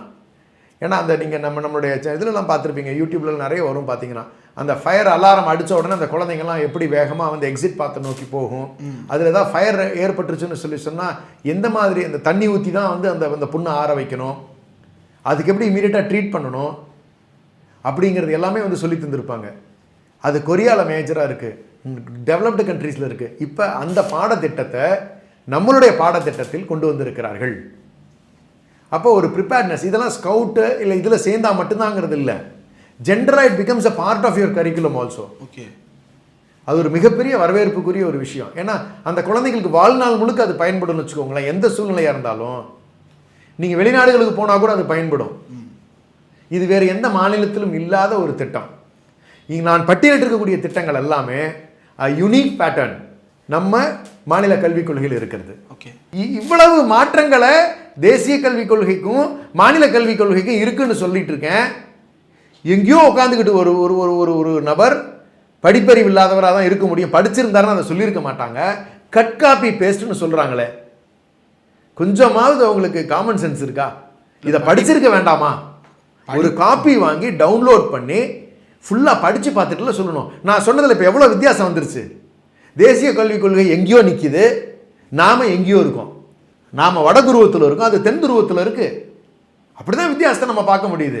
நாம் 100 வருஷம் அகேட்டை யோசிக்கிறோம், அவன் 100 வருஷம் பின்னாடி இருக்கான். இதை போய் கட் காப்பி பேஸ்ட்டுன்னு சொல்லியிருக்காங்களே. I don't understand. எப்படி அவங்களாம் நான் ஐபிஎஸ்க்கு படித்து பாஸ் பண்ணாங்கன்னே சந்தேகமாக இருக்குது. படிச்சிருந்தா இவ்வளோ தூரம் இருந்திருக்காது. ஏதோ குறுக்குழியில் வந்தவனுங்க மாதிரியே நடந்துக்கிறாங்க இவங்கெல்லாம். நேர்வழியில் இருந்தது அதெல்லாம் புரிஞ்சிருக்கும். இன்ஃபேக்ட் அவங்கெல்லாம் அதை படித்ததுக்கான காரணம் கூட நம்மளுடைய அரசு தான். அவர் பிசி வகுப்பினராக இல்லாமல் இருந்திருந்தாருன்னு தலைமுத்தமிழர் இருந்த கலைஞர் அவர்கள் அந்த சமூகத்தை பிசி ஆக்காமல் இருந்திருந்தாருன்னா அந்த வாய்ப்பு மறுக்கப்பட்டிருக்கோம் அவங்களுக்கு. அந்த அறிவு கூடவா இருக்காது. ஆனால் நம்மளுடைய பாடத்திட்டம் என்பது சிறப்பாக தயாரிச்சிருக்காங்க. இன்னும் ஒரு 3 பாயிண்ட் மட்டும்தான் இருக்குது, அதை நான் ப்ரீஃப் பண்ணிடுறேன். மதிப்பீட்டு முறைகளில் இன்னமும் சொல்கிறேன் நான், 10ஆவதுக்கு 12ஆவதுக்கு மட்டும்தான் நம்ம பொதுத் தேர்வு வைக்கிறோம். 11ஆவதுக்கு வேண்டாம்ங்கிற முடிவை எடுத்திருக்கோம். என்னென்னா அவனுக்கு ஒரு கேப் வேணும் ப்ரிப்பரேஷனுக்கு. அந்த 12த்துக்கான preparation should be at is best. So அந்த 11th and 12th should be consulted. அந்த exam fear factor should not be built to him. அப்போ நம்ம மற்ற சப்போர்ட் எல்லாமே கொடுத்துக்கிட்டு இருந்தாலுமே கூட அந்த 11th எக்ஸாம்ங்கிறது அவனுக்கு ஒரு மாடல் எக்ஸாம் மாதிரி இருந்துட்டு போகுது. It will be a trial for him. ஆனால் நீங்கள் இதை வச்சு தான் நான் டிசைட் பண்ண போகிறேன் பப்ளிக் எக்ஸாம்னு சொன்னீங்கன்னா it is under pressure again. அப்போ அது கட்டாயமாக நம்ம வந்து 11th தேர்வு வேண்டாம்னு சொல்லி எடுத்த முடிவு பெரும் வரவேற்பை மாணவர்கள் மத்தியிலும் சரி, பெற்றோர் மத்தியிலும் சரி, ஆசிரியர்கள் மத்தியிலும் சரி சரியான முடிவு என்று எடுக்கப்பட்டிருக்கிறது. ஏன்னா மார்க் வாங்கிறது மட்டுமே நம்முடைய வாழ்க்கையை முடிவு பண்ணுமான்னா கிடையாதுங்கிறத நம்முடைய முதலமைச்சர் அவர்கள் தெளிவாக சொல்லுகிறார்கள். பல்வேறு திறன்களை வளர்த்து கொள்வதற்கான அனைத்து வாய்ப்புகளையும் நம்முடைய மாநில கல்விக் கொள்கை கொடுப்பதற்கு தயாராக இருக்கிறது. அப்போ நீங்கள் அது முக்கியமாக இந்த மதிப்பீடுகளில் எப்படி கொண்டு போயிருக்காங்கங்கிறது இன்னொரு முக்கியமான ஆஸ்பெக்ட் சொல்லணும். வெறும் மனப்பாடம் பண்ணி ஒப்பிக்கிறது தான் வந்து பழைய பேட்டர்னாக இருந்துச்சு. நீங்கள் எடுத்திங்கன்னா அந்த அந்த ஹிஸ்ட்ரி எல்லாமே பார்த்தீங்கன்னா ஆரம்பத்துலேருந்து கடைசி வரைக்கும் வேர்டு மாற்றாமல் சொல்லுவாங்க. மனப்பாடம் தான் அவங்களுக்கு பிரதானமாக இருந்துச்சு. அதை சொன்னால் அவங்க அதை அப்படியே எழுதிட்டு போவாங்க. புரிதல் இருக்குதா, ப்ராக்டிக்கல் அப்ரோச் இருக்கானா இருந்திருக்காது. ஆனால் இப்போ அப்படி இல்லை. புரிந்து கொள்தல், சிந்தனை திறன் பெற்ற அறிவு, பிராக்டிக்கல் அப்ரோச்சோட இருக்கக்கூடிய பாடத்திட்டம் நமக்கு வகுக்கப்பட்டிருக்கிறது. இனி அப்படி தான் இருக்கும். மக்கடிக்கிற வேலை இல்லை, ப்ராக்டிக்கலான அப்ரோச்சோட தான், எக்ஸாம்பிள்ஸோட தான் நம்மளோட பாடத்திட்டம் இருக்க போகிறது. பீட் சயின்ஸ், பீட் மேக்ஸ், எதெல்லாம் அப்ளை பண்ண போகிறோமோ அப்ளிகேஷன்ஸோடு வரும். முன்னே நமக்கு வந்து ஏன் படித்தோம்னே நமக்கு தெரிஞ்சிருக்காது. இன்னும் பைத்தாகரஸ் தியரம் ஏன் படித்தா நமக்கு தெரிஞ்சிருக்காது. ஏன் நியூட்டன்ஸ்லாம் படித்தோங்கிறது இன்றைக்கி தெரிஞ்சிருக்காது. ஆனால் இன்றைக்கி அந்த நியூட்டன்லாம் படித்தா எதில் அப்ளிகபிள் ஆகுது, அது எதுலலாம் நமக்கு வந்து ப்ராக்டிக்கலாக நெசசிட்டி இருக்குது, தேவைப்படுகிறது அப்படிங்கிறது நம்ம தெரிஞ்சுக்கிறதுக்கான வாய்ப்புகளை ஏற்படுத்துகின்ற வகையில் அப்ளிகேஷன் ஓரியன்டாக நம்மளுடைய சிஸ்டம் எஜுகேஷன் மதிப்பீடுகள் இருக்க போகிறது. இது நமக்கு கூடுதல் சிறப்பு. ஓகே, அப்போ இதெல்லாம் தான் தொலைநோக்கு பார்வை, எதிர்காலத்துக்கு தேவையான திட்டமிடல். நீங்கள் இந்த மாதிரியான ஒரு குவாலிட்டியான பேட்டர்ன் நீங்கள் NEP-ல இல்லை. நீங்கள் மார்க் சிஸ்டம்க்கு தான் திரும்ப கொண்டு போய் வச்சுருக்கீங்க. அவனை எப்படிதான் பள்ளிக்கூடத்தை விட்டு வெளியே அனுப்பலாங்கிறது ஒன்று தான் இவங்களுக்கு நோக்கமாக இருந்திருக்கே ஒழிய எந்த சூழ்நிலையிலையும் இவனை ரீட்டைன் பண்ணி இவனை நல்ல மனிதனாக உருவாக்குவதற்கான முயற்சிகள் NEP-ல கிடையவே கிடையாது. அதான் நம்ம அமைச்சர் கூடவே கூடாதுன்னாங்க. அடுத்தபடியாக சொல்லணும்னு சொன்னால் மிக முக்கியமாக நீங்கள் ஒரு கேள்வி கேட்டீங்க, ஏங்க உலகத்தையெல்லாம் கற்றுக்குறீங்க, இங்கே லோக்கல் என்னங்க, நீங்கள் நம்மளுடைய கலை பாரம்பரியம் பண்பாடு அதை மிகச்சிறந்த ஒரு திட்டமாக அறிவித்திருக்கிறார்கள். உள்ளூர் அறிவும் பண்பாட்டு ஒருங்கிணைப்பும் அவசியம் என்பதை என் கிராமத்தை அறிதல், என் நகரத்தை அறிதல், என் மாநிலத்தை அறிதல் என்கின்ற திட்டத்தின் கீழ் புவியியல், வரலாறு, பண்பாடு, அந்த மண் சார்ந்த அந்த மாநிலத்தினுடைய சிறப்புகள், அந்த மாவட்டத்தினுடைய சிறப்புகளை இனி மாணவர்கள் பாடத்திட்டத்தில் அவர்கள் படிப்பார்கள். இப்போ நான் சேலத்துக்காரனா, சேலம் தான் வந்து பிரிட்டிஷ் காலனியில் ஃபஸ்ட்டு டிஸ்ட்ரிக்ட். இது இன்னைக்கு இருக்கக்கூடிய மாணவர்களுக்கு எத்தனை பேருக்கு தெரியும்? ஏற்காடோட ஸ்பெஷாலிட்டி யாருக்காவது தெரியுமா? ஒரு ஹில் ஸ்டேஷன், அதோட கிளைமேட்டிக் கண்டிஷன்ஸ், அங்கே காஃபி எவ்வளோ க்ரோ ஆகுது, அந்த ஹிஸ்டாரிக்கல் இன்ஃபர்மேஷன் ஆஃப் அந்த டிஸ்ட்ரிக்டில் ஃபஸ்ட்டு கலெக்டரேட் அந்தாங்கிறது, இது மாதிரியான அந்த மாவட்டத்தினுடைய சிறப்புகளை எல்லாம் இனி மாணவர்கள் கற்றுக்கொள்வார்கள். ஓகே, இப்போ கன்னியாகுமரிக்காரங்க அவங்க மாவட்டத்தினுடைய சிறப்புகளை தெரிஞ்சுக்குவாங்க, அங்கே லோக்கலில் இருக்கிற ஸ்பெஷாலிட்டி தெரிஞ்சுக்குவாங்க, அங்கே இருக்கிற கலை பண்பாட்டு நிகழ்ச்சிகளில் கலந்துக்குவாங்க. அப்படி அந்த வேர்களை வலுவாக ஊன்றுவதற்கான, அந்த வேர்களுடைய தன்மைகள் தொடர்பு விட்டு போய் விடாமல் இருப்பதற்காக இப்படி ஒரு உன்னதமான சிறப்பான ஒரு திட்டத்தை உருவாக்கி இருக்கிறார்கள். அப்போ நம்மளோட நாகரிகம், நம்மளுடைய கலை, நம்மளுடைய பண்பாடு எல்லாம் தொடர்பிலே இருந்து கொண்டே இருக்கும் வாழ்நாள் முழுக்க. நீங்கள் உலகம் பூரா எங்கே போனீங்கனாலும் இந்த தொடர்பு அத்து போகாது. ஏன்னா ஸ்கூல்லேயே you are connected to this roots. மதுரைக்காரங்களுக்கு மதுரையோட சிறப்புகள் அத்தனையும் அவங்களுக்கு தெரிஞ்சிருக்கும். அது சிறப்பு தானே, தான் சொந்த ஊரை பற்றி தெரிஞ்சுக்கணும்ல. இதுதான் முதல் முறை நம்முடைய பாடத்திட்டங்களில் இப்படிப்பட்ட என் கிராமத்தை அறிதல், என் நகரத்தை அறிதல், என் மாநிலத்தை அறிதல்னு சொல்லிட்டு இந்த மாநிலத்தில் இருக்கக்கூடிய புவிசார் விஷயங்களையும் சரி, இங்கே இருக்கக்கூடிய ஆண்ட மன்னர்களையும் சரி, வரலாற்று பதிவுகளையும் சரி இவர்கள் தெரிந்து கொள்ளலாம். நீங்கள் இதே ஒன்றிய அரசினுடைய நேஷனல் எஜுகேஷன் பாலிசியில் இந்த மாதிரி லோக்கலைஸ்டு இன்ஃபர்மேஷனுக்கு வழியே இல்லாமல் இருந்துச்சு. நீங்கள் நம்முடைய மன்னர்கள், சேர சோழ பாண்டிய மன்னர்களை பற்றி ஒரு இடத்துல கூட கிடையாது, பாடத்திட்டங்களில் கூட சேர்த்தலன்னா பார்த்துக்கோங்களேன். எப்படிப்பட்ட உன்னதமாக நம்மளுடைய இலக்கியங்களுக்கு இடமில்லாமல் இருந்துச்சு. இப்போ இது எல்லாமே நம்மளுடைய மண் சார்ந்த விஷயங்களில் வந்துருமா? அந்த நேட்டிவ் கனெக்டிவிட்டி மிஸ் ஆகாமல் இருக்குமா? இதான ஒரிஜின். அப்போ ஒன்றிய அரசினுடைய நோக்கம் என்னவா இருக்குன்னா, நம்மளுடைய அடையாளங்களை அழிப்பது. நம்மளுடைய நோக்கம் என்னவா இருக்குன்னா, நம்மளுடைய அடையாளங்களை எப்பொழுதும் நம் உடைபோல், நம்மோடு உடைபோல்ல, நமக்கு உடம்புல இருக்கிற தோல் நம்மளுடைய அடையாளம். அதை பிரிக்க முடியுமா? பிரிச்சுட்டா தோலை எடுத்துட்டு நம்ம வாழ முடியுமா? முடியாது. உடைங்கிறது வெளிநாட்டுக்கு போகின்ற வகையில் நமக்கு தேவையான விஷயங்கள் ஆங்கிலத்தை கற்றுக்கிட்டு நம்ம வெளியே இருக்கிறது. ஆனால் நம்ம தோலை பிரிச்சுட்டு வாழ முடியுமா? முடியாதுங்கிறது தான் நமக்கு இருக்கக்கூடிய பூர்வ குடிகளுக்கு இருக்கக்கூடிய ஒரு உரிமை. அதை நிலைநிறுத்துவதை இந்த அரசு தெளிவாக செய்திருக்கிறது. அது மட்டுமல்ல, போக்சோ விழிப்புணர்வை ஆசிரியர்களுக்கும் மாணவர்களுக்கும் கொண்டு வருவதற்கான திட்டமிடல் இதில் நடந்திருக்கிறது.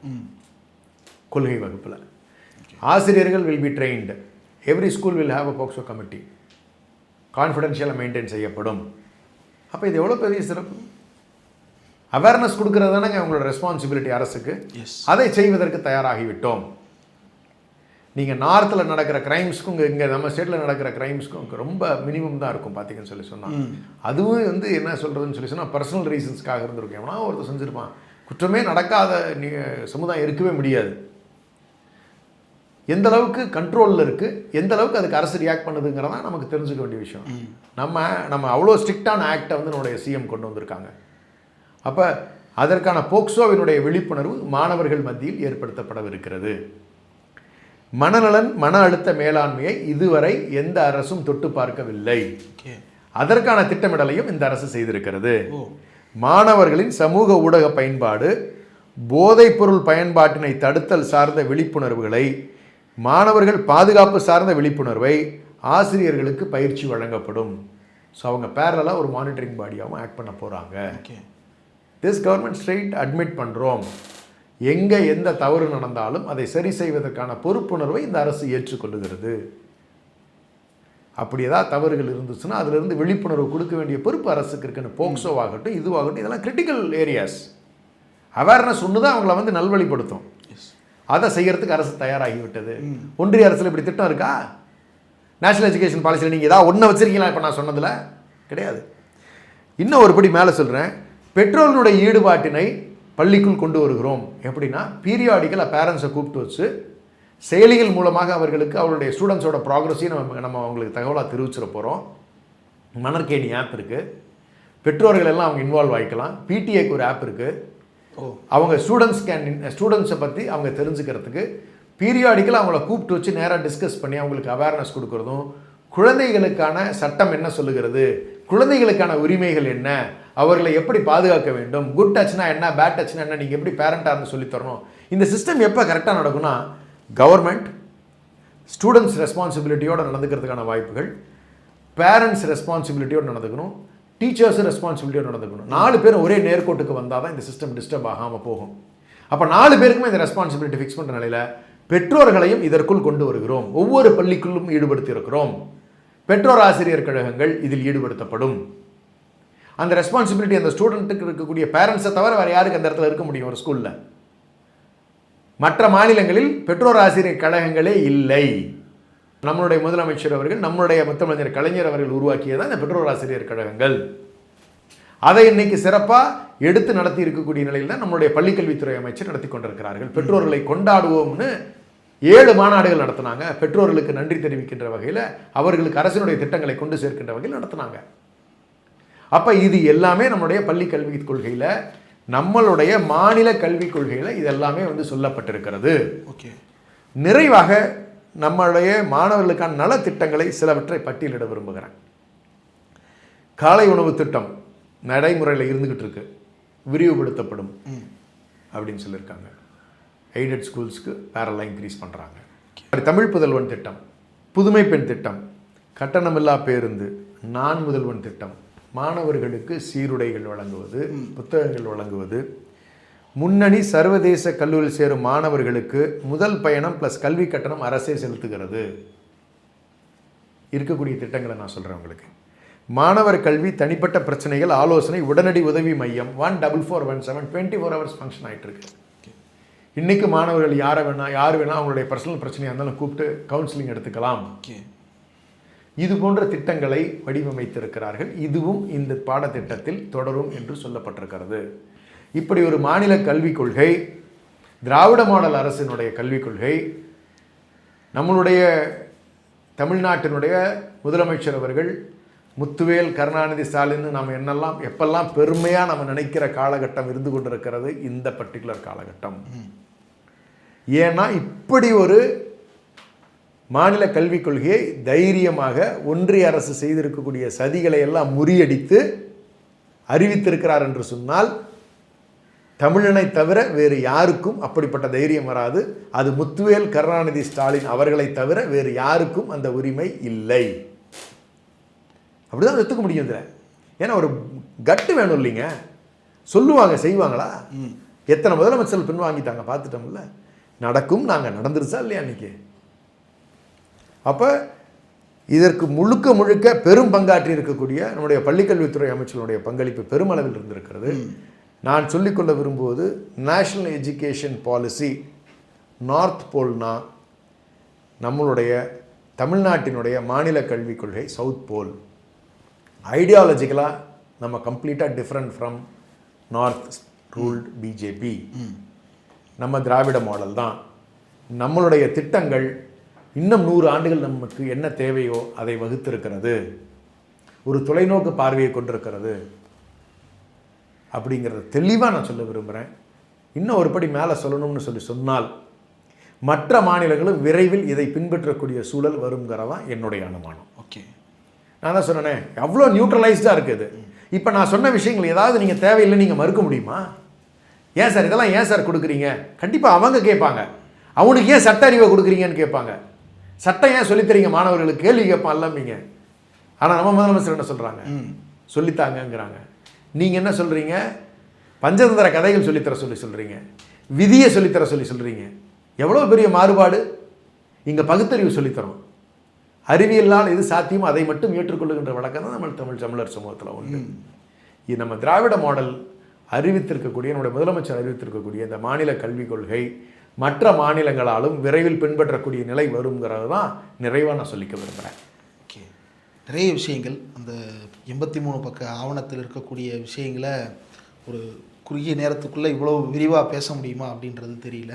ரொம்ப ஆழமாக அந்த கல்விக் கொள்கையில் இருக்கக்கூடிய விஷயங்களையும், மாநில அரசுக்கும் ஒன்றிய அரசுக்கும் இருக்கக்கூடிய வேறுபாடுகளையும், மாணவர் நலனில் நாம் கொண்டிருக்கக்கூடிய அக்கறையும் விரிவாக எடுத்து சொன்னீங்க. இவ்வளவு நேரம் ஒதுக்கி இந்த நேர்காணல் தந்ததற்கு மிக்க நன்றி. நன்றி.